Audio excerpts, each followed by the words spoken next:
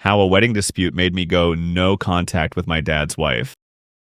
My stepmother is a wannabe party planner. She has taken it upon herself to plan and host every party and holiday my dad's family has thrown since she married him. I never loved those occasions growing up. She's controlling and gets upset if people complain about anything, but humored her for my dad's sake. According to him, this helps her feel included. I'm getting married to my fiancée Jane in July.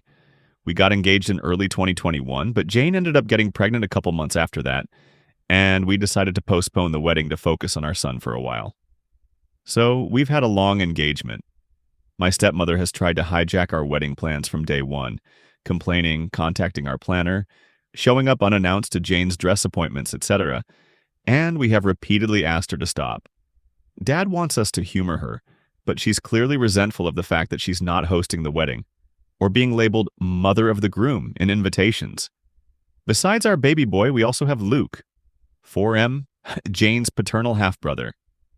She got custody of him a few months into our relationship, after his parents died. I ended up moving in with them during the pandemic, and have been in Luke's life since he was a baby. He doesn't call me dad, and refers to us as his sister and his op, but we love him like a son. Stepmother, though, hates Luke. She accuses Jane of baby trapping her way into the family. That accusation only got worse after our son was born.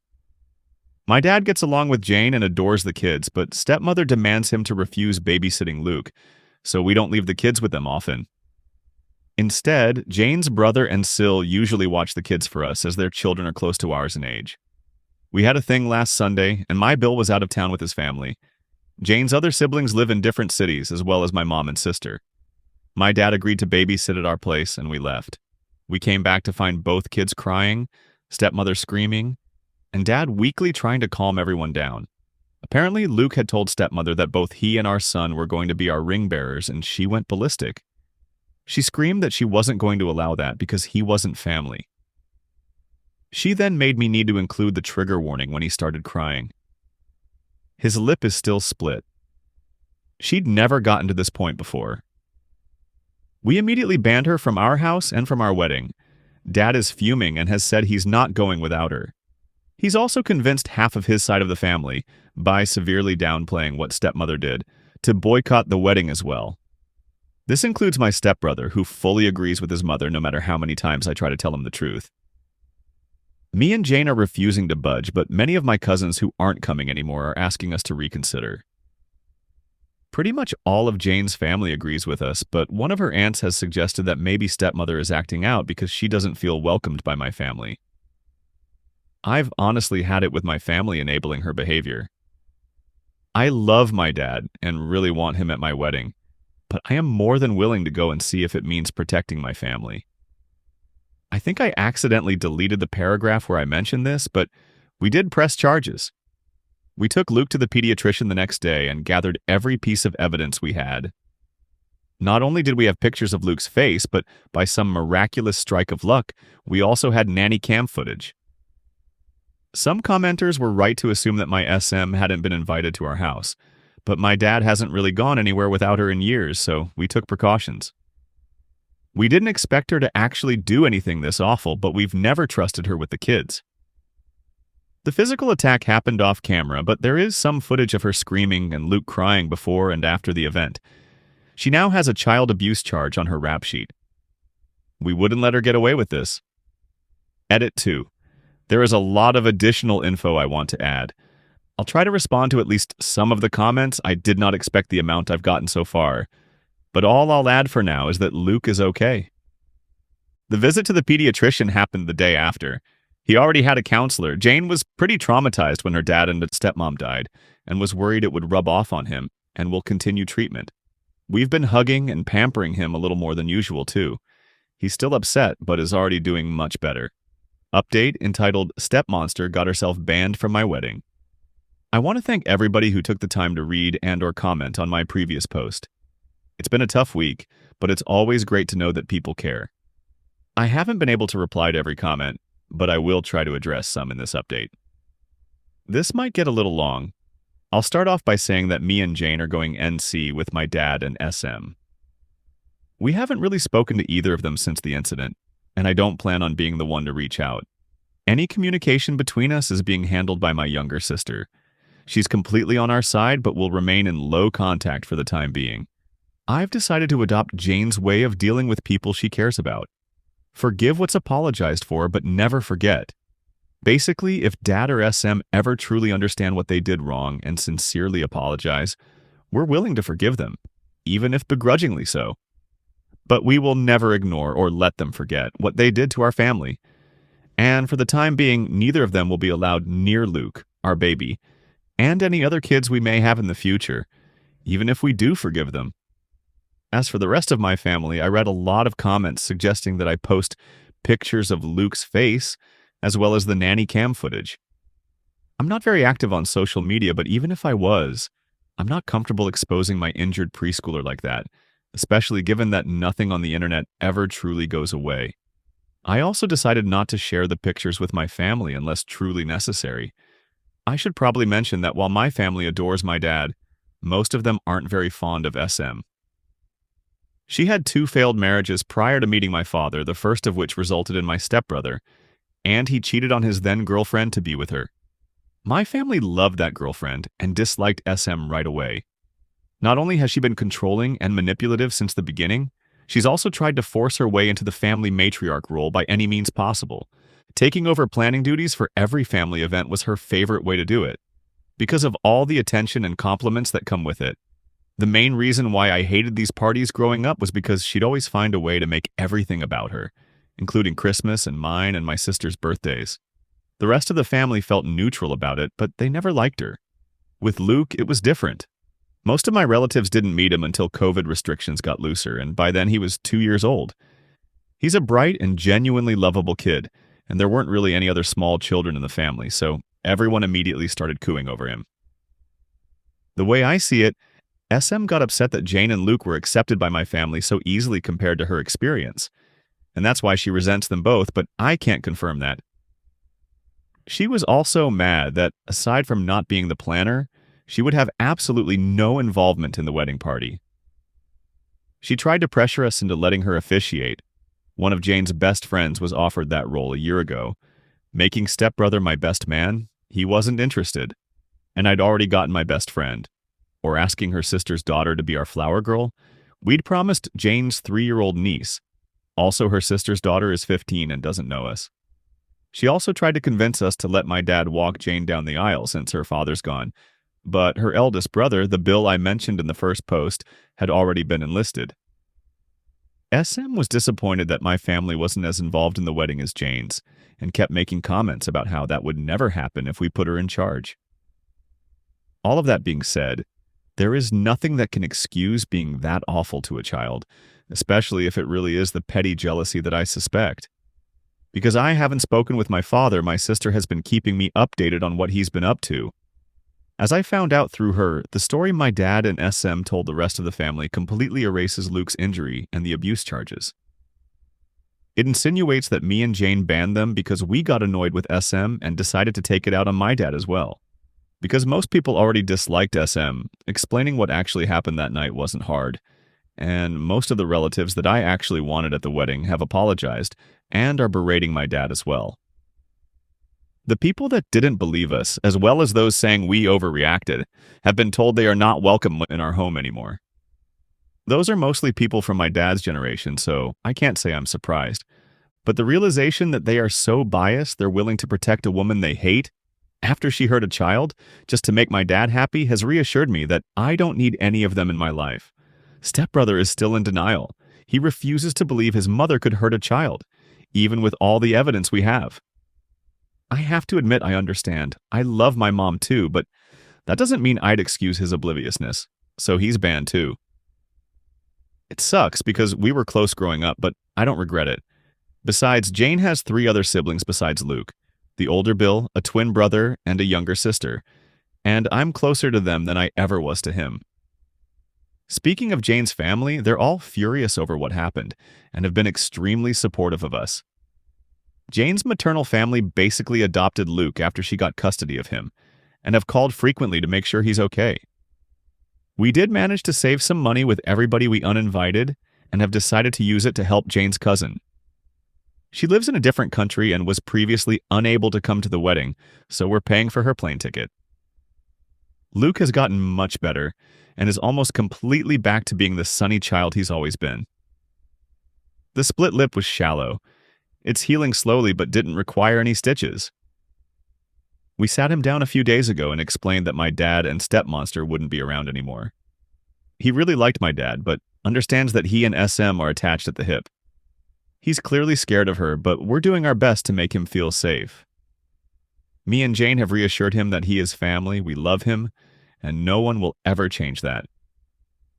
I'm not too worried about Dad or SM trying to show up at the wedding, but we've alerted the venue and given them pictures just in case they try anything.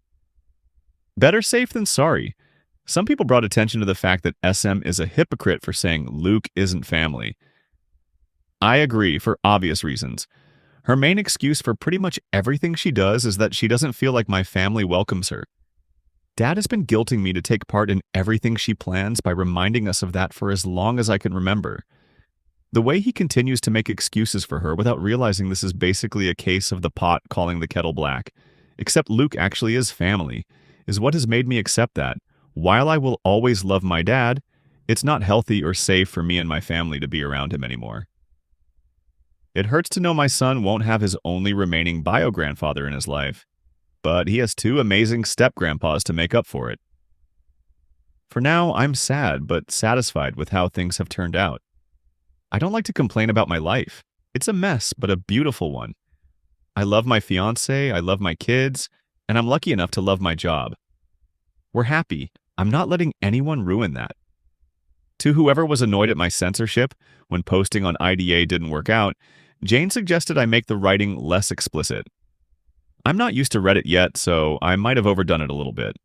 I don't know if this is my last update on this story, but I'll keep you posted. Again, thank you for all your love and support. Best wishes to all of you. Update 1, SM, my family, and my kids. I'll start off by probably disappointing a lot of people. We're coming to terms with the fact that it's unlikely SM will get anything more than a slap on the wrist. Me and Jane are discussing our next move with our lawyer, but we're still not sure how we're going to move forward. It's too early to tell anyway, so we're trying not to get ahead of ourselves any more than we already have. However, I'm relieved to announce that we're getting started on the process for a restraining order against SM. We're using the same evidence we gathered the week following the incident, including the nanny cam footage and pictures of Luke, and we'll focus on that for the time being. I still haven't spoken to my father. My sister is still in LC, but is seriously considering cutting ties with him. Because my sister is the only one on my side that still talks to him, my father keeps trying to ask her about me and whether I've calmed down yet. According to her, he's annoyed that half of his family refuses to talk to him, but still doesn't seem to accept why. I told my sister that she doesn't need to keep playing messenger pigeon between me and our father. I never asked her to do it. And it's clearly taking a toll on her, but she insists she'll stop when it feels right. By the way, there is absolutely no doubt whether SM attacked Luke. Not only did Luke say at the moment we got home, but that was also confirmed by my father in a failed attempt to defend her behavior. He never tried to hide it from us. That, and the fact that he gave Luke an ice bag, is literally the only positive thing I can say about his actions. And SM was too busy screaming about how much of a whining brat Luke was being to deny it. To those who guessed SM is younger than my dad, you get an invisible cookie. She's also 5 years younger than his previous girlfriend. They got together when I was around 15. Also, stepbrother is only a month older than me. She turns 50 later this year. Had him at 21. Married his father a year later. Both our kids are doing mostly okay. Luke's back to running around the house in his Superman costume whenever he doesn't have anything better to do. He did a few nightmares this past week and is asked to sleep on our bed twice. We don't mention my father around him, and he's still seeing his counselor. Our 14-month-old son has learned 2 new words, hi and bye, and Luke is trying to teach him to say his name. Jane's sister, who moved away for college, is coming over for a couple days to celebrate her 21st birthday later this month. Luke's excited to see her, and Jane's excited to get drunk with her. Can't say I blame her. We're hoping her presence will cheer us all up. I'm not doing so good, and neither is Jane. She's usually the kind of person who tries to keep her negative emotions to herself, but she cried herself to sleep almost every night the week it happened. It breaks my heart to see her like that, and I can't help but feel like this is my fault. There's a part of me trying to tell me I had no way of knowing SM would do anything like that, but that doesn't really change anything. I allowed my father near my kids unsupervised, even though I knew she'd probably tag along. This is the guiltiest I've ever felt, and I don't think I'll ever forgive myself. Jane has been improving lately and is trying to convince me to see a therapist. I've never really done that before, apart from a psychiatrist when I was younger, but now feels like a good time to give it a try. I was surprised by a few messages this week from people telling me to forgive my father and SM, as well as re-invite them to the wedding. That's not happening. In fact, I'm not willing to ever forgive SM. My dad is now degraded to a huge maybe, but I will never understand or forget what she did. Also, though the wedding is the last thing on our minds right now, we're not postponing it. We considered rescheduling, but the date we'd settled on is pretty much the only one that works for our guests. We have passwords with all our vendors and gave them all clear instructions not to talk to anyone but us. Jane's family is bigger and closer to each other, which is why they're more involved in the wedding than mine, but I do have family participating. My sister is one of the bridesmaids, 2 of my cousins are groomsmen, and my mom is walking down the aisle with a wedding party. Going through all of this with Jane has made me understand even more just how much I love this woman. I couldn't ask for a better partner to start a family with, and I have no idea what I'd do without her. This didn't tear us apart, and I couldn't be more thankful. I probably won't make any more updates until after the wedding, unless something big happens. In the meantime, as always, best wishes to all of you. I saw my father and SM for the first time since she attacked my child. I didn't plan on updating again before the wedding, but something pretty huge happened. The good news is we got the row. The bad news is me and Jane had to see both SM and my father at the court hearing. This was our first time seeing them since we kicked them out of our house, over a month ago, and neither of us were looking forward to it. We left the kids with Jane's brother and Syl, so at least Luke didn't have to see them. The hearing itself went a lot quicker than I expected. I'll give credit where it's due, my father was at the very least smart enough to understand there was no way they were winning this. There was a lot of evidence against them. Not only did we have the nanny cam footage and Luke's pictures and medical record, but my sister had also gathered every text and email SM had sent her and the family about what happened. And SM hates speaking on the phone, so there were a lot of those. They didn't even bother to get an attorney for the hearing. The judge granted us a protection order against SM. She's not allowed within 500 feet of us or our property anymore. We're changing all our locks this week, and I'm thinking about changing my phone number as well. I have to admit, the moment we left the courthouse was the safest I'd felt since this whole ordeal started. Jane was close to tearing up with joy when we got to the car. We picked up the kids and went to McDonald's with Bill and his family to celebrate. Hours later, my father called me. The order doesn't extend to him, so he can still do that. Jane and the kids were in bed, so I answered. I didn't expect him to change his mind and apologize all of a sudden, but decided to give him one last chance. He tried to start some awkward small talk, but I told him to get to the point. He asked me if the order was truly necessary. I stated very clearly that SM was never coming near Jane or my children again, and that I was glad I had in Roe to formalize that. Every excuse he had for SM was pretty easy to shut down, but she only hit him once. Yep, and that's enough for me. The kids need their grandma. She's not their grandma, Mom is. She's my wife. You need to respect her. She attacked Luke. She disrespected my family and my own house. I don't owe her anything, least of all my respect. He then went on a rant about family, how much of a godsend SM was and everything she'd done for me and my sister since she came into our lives. I replied by listing every time I could remember about her lying, overstepping a boundary, or acting unhinged around me, my family or my sister. I brought up both my adult life and my youth. Examples included her attempts to hijack most of our milestones, recently our wedding plans, our son's birth, Jane's baby shower, and my sister's college graduation, her obsession with the idea of a perfect family, and her disgusting attitude towards Luke. I also made sure to mention her habits of going through mine and my sister's stuff when we were younger. It's trivial compared to everything else, but This behavior went on until my sister moved out of their house, only 3 months ago. We're pretty sure she found out about Jane's wedding dress appointments by reading my sister's planner while she wasn't home, for instance. Some of the memories I mentioned are long and hard to explain, but they did cement the fact that SM means nothing to me. He tried to go with the whole "she doesn't feel" included excuse again, but I shut him up. I said he'd had the opportunity to protect his grandchildren, but had chosen his monster of a wife instead, and that's enough for me to want nothing to do with him. I hung up without saying goodbye. My sister told me he called her afterwards, and she told him she was going NC with him as well. I think we're both starting to accept our father won't change. It sucks, but he's made his priorities clear, and his children and grandkids aren't among them.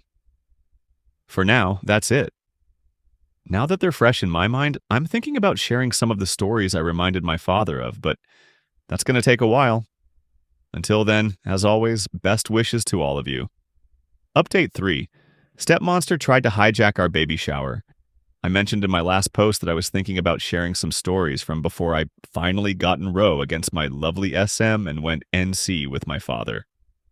Though there are plenty worth writing about, I'll start with one of my sister's favorites. All names are fake. My fiancée Jane found out she was pregnant in June 2021, and we announced it to our immediate families in August. At first, SM was completely uninterested in our baby. Not that I expected much from the woman whose reaction to our pregnancy announcement was to ask Jane if she was sure it was mine. Even my dad berated her for that one, but she barely seemed to acknowledge the fact that we were expecting. Instead, she was more interested in my stepbrother, who was also engaged, and would give her beautiful grandbabies soon. No complaints. We didn't want her involved, and we didn't even have to say anything. Planning our baby shower was complicated. Both me and Jane would have to work until the holidays, and I wanted to be involved. The due date was in February 2022, so we decided on early January as the best period of time. We enlisted 2 people as planners, my sister Laura, just realized I'd never given her a name, and Jane's best friend Nina. Me and Jane are mostly laid-back people. We didn't want a big party, nor did we want to spend too much money on it. We were saving for both our baby and the wedding. We decided early on that the shower would be co-ed. It would also have to be indoors, again, January, and we settled on a guest list of 25 people, plus about a dozen kids. We came up with the idea of a pizza party. Me, Jane, and Luke, my Bill Vashar's surrogate son, have had homemade pizza nights weekly since I moved in, and we thought it would be fun to incorporate that into the shower. Nina found an event venue with a pizza oven, and Laura figured out ways to incorporate classic baby shower stuff into the theme. The resulting plans were awesome.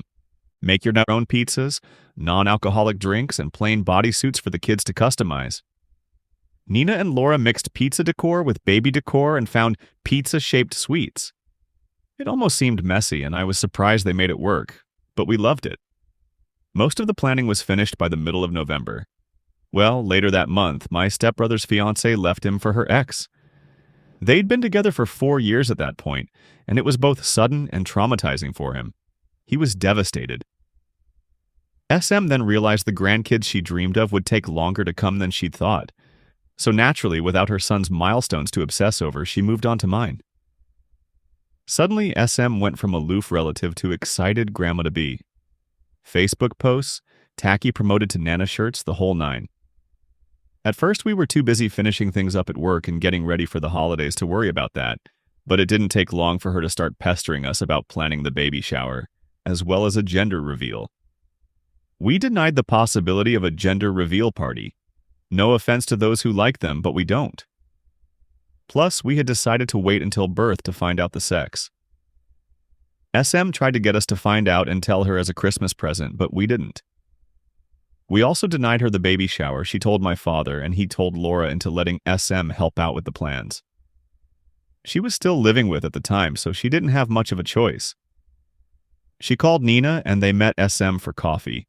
Though I wasn't there for that meeting, Laura told me what happened later. Before they could even mention their plans, SM started talking about hers.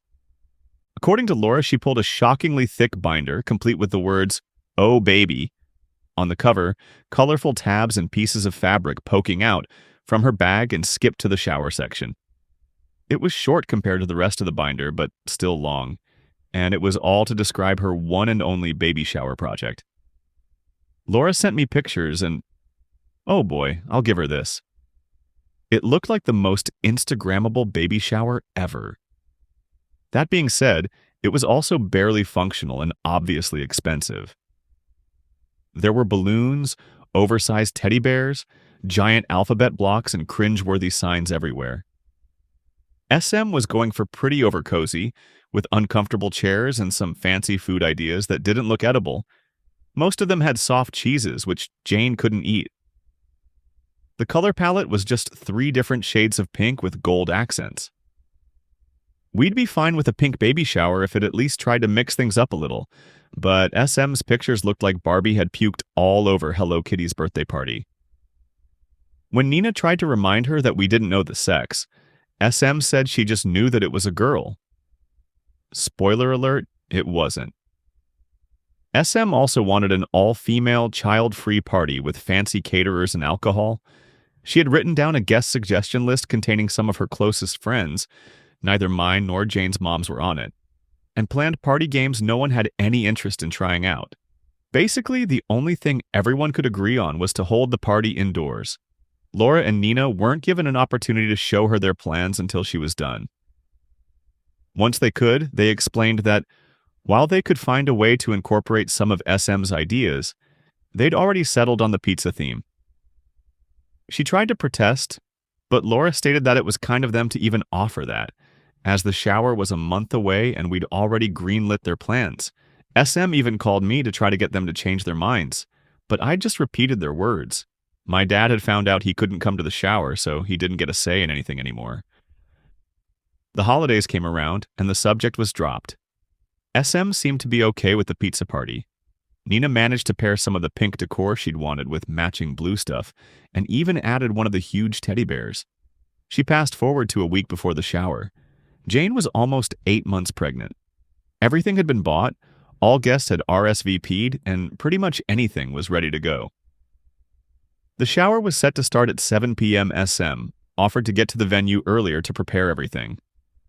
Laura agreed, mostly because she knew SM would complain if she didn't get to do anything, and the venue even let them drop off their decorations before the party.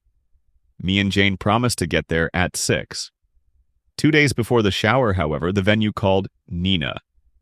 They told her that SM had stopped by to drop off large, heavy boxes of what she called a little surprise for us.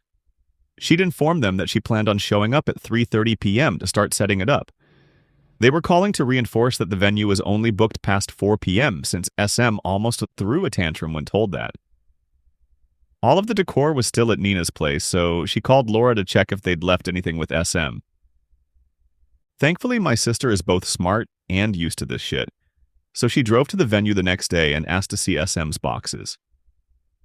She told me she wasn't even surprised at its contents when she opened them, but was still shocked at SM's audacity.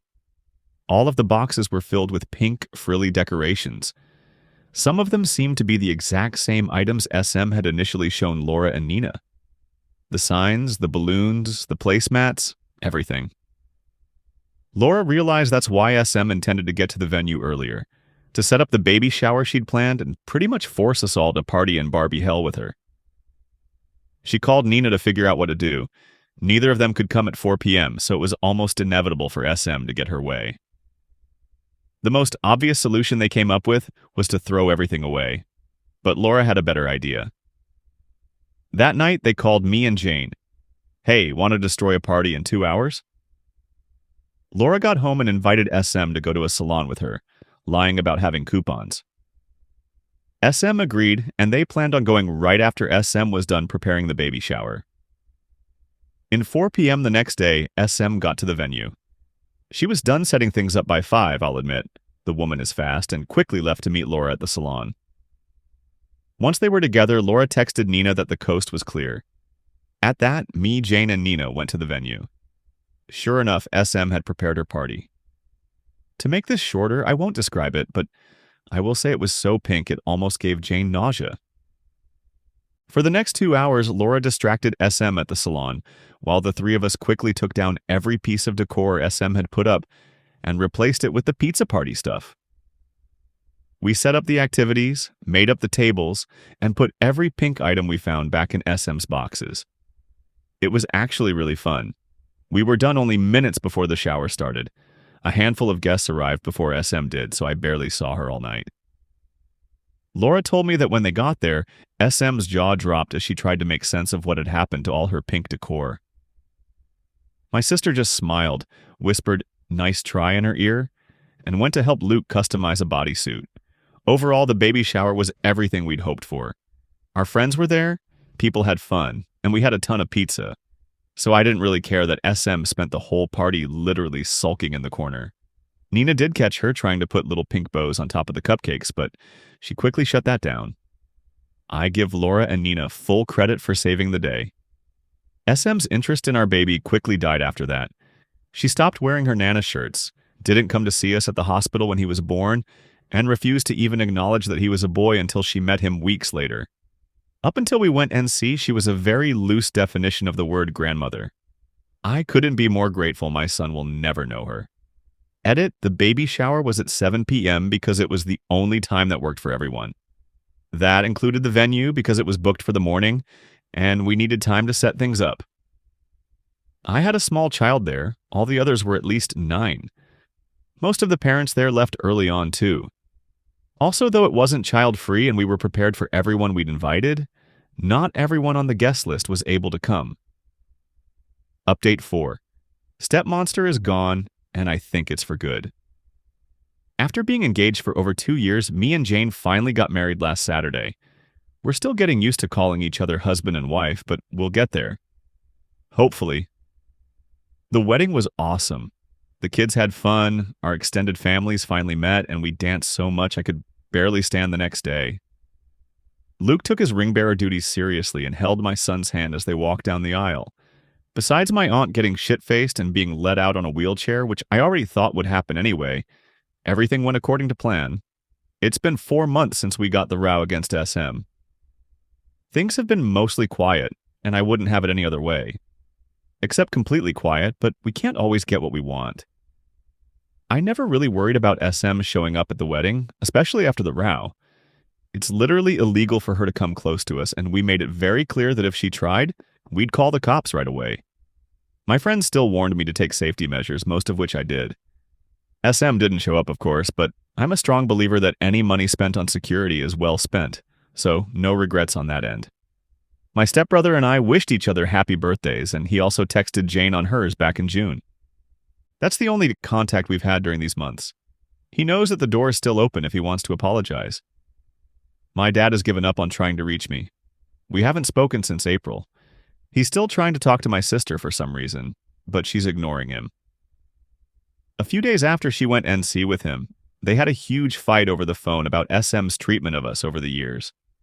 Insults were thrown, sore subjects were brought up, and most importantly, my father took SM's side on almost everything. My sister called me crying afterwards. I wanted to call him and yell at him, but she told me not to. She's doing okay now. She hasn't blocked him, but doesn't take his calls or answer his texts. She's only gotten 3, a weak apology, one on my birthday back in May, and a long rant after neither of us wished him a happy Father's Day. After all, despite our differences, he's still our father. He's not wrong. I love my father, and I always will, but I can't be around him anymore. While I've closed that door, I'm not locking it just yet. He knows what he needs to do if he wants his family back. I don't think he'll do it, but if there's the slightest chance he might, I'll consider opening the door an inch or two. This is my wife's suggestion. I'm a lot less optimistic than she is, but maybe it's important to hold on to that hope. She hasn't forgiven him, though. Or SM. Jane has always been very protective of Luke, so it was no surprise that this disaster shook her. If she gave me was scared, she'd blame me, but she called me a dumbass when I told her that. I've been in therapy for a few months, and it's helped a lot more than I thought it would. I've realized SM's behavior around me growing up was a lot worse than I always thought, and it's great to finally be able to get my feelings off my chest. Right now, I'm more than happy. I just married the most amazing woman ever, and I have the family I always dreamed of. None of us are perfect, but I never thought life would be this great to me. I'll stick around.